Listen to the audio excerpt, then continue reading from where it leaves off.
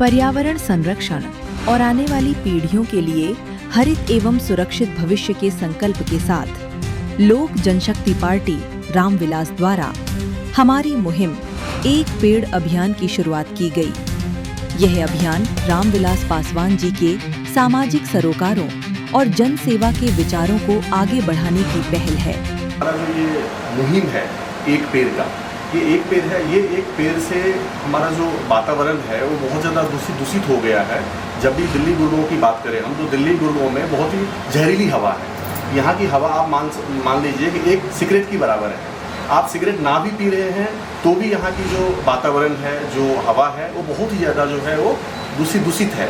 तो हमें अपने ग्लोबल वार्मिंग को कंट्रोल करने के लिए, पर्यावरण को संतुलित करने के लिए हमारा ये पेड़ लगाने का मुहिम है। अगर एक पेड़ एक व्यक्ति लगाता है और उसकी लगाने के साथ साथ उसकी रखवाली भी करता है, तो आप समझिए कि एक पेड़ का ऑक्सीजन एक आदमी के लिए सफिशिएंट है।